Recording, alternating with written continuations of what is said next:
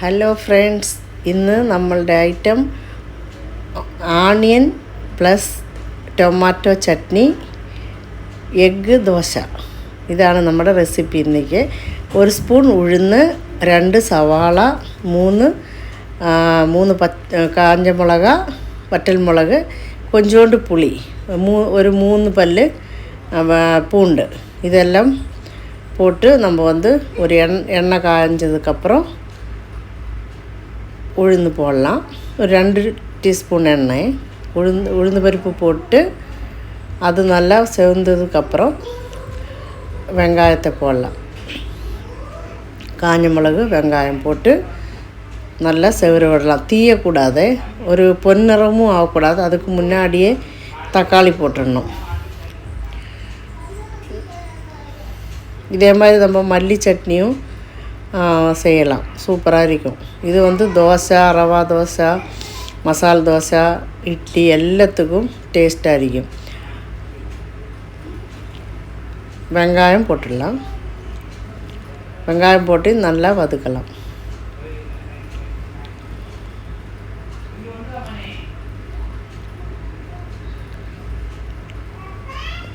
நம்ம யூடியூப்பில் ஃபிஷ் குழம்பு போட்டிருந்தது எல்லோரும் பார்த்து நிறைய சப்போர்ட் பண்ணியிருக்காங்க. எல்லாருக்கும் தேங்க்ஸ்.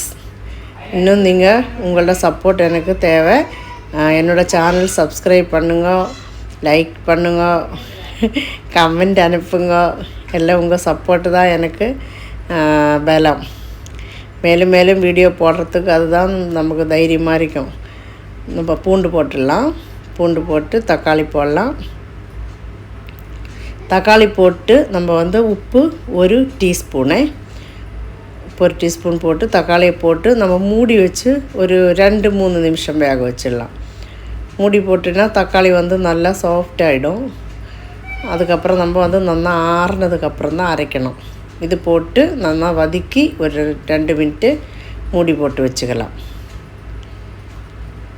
வேணும்னா மஞ்சத்தூள் கொஞ்சம் போடலாம், ஒரு கலருக்கு வேணுன்னா. தேவையில்லை, மஞ்சத்தூள் போடலாம். புளி கொஞ்சோண்டு புளி,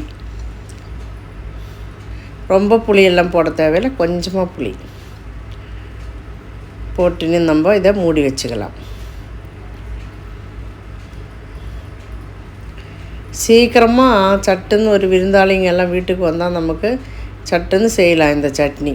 ஒன்றும் ரொம்ப வேலை கிடையாது. இதுக்கு தவுளூண்டு புளியை போட்டு நம்ம மூடி வச்சு வேக வச்சிடலாம்.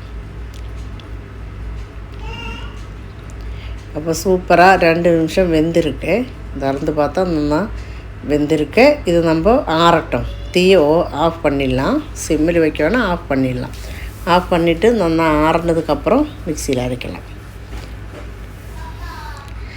அப்போ பக்கத்திலே நம்ம முட்டை தோசை ஊற்றிடலாம். தோசை மாவு உப்பு போட்டு வச்சுருக்கேன். அதை தோசை வார்த்தெடுத்துடலாம்.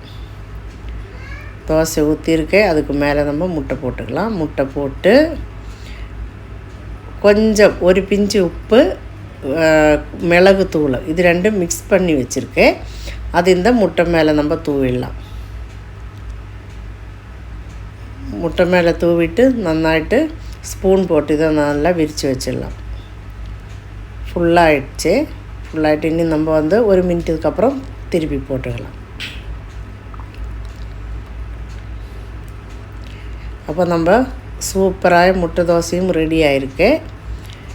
இந்த முட்டை தோசையும் சட்னியும் அவ்வளோ சூப்பராக இருக்கும் காம்பினேஷன். நம்ம சட்னி அரைச்சி அது லேசாக கடுகும் கறிவேப்பிலையும் போட்டு நம்ம தாளித்து எடுத்துக்கலாம்.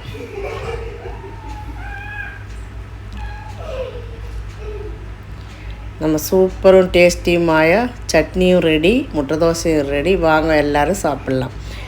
நீங்கள் எல்லோரும் ட்ரை பண்ணி பாருங்கள். தேங்க்யூ.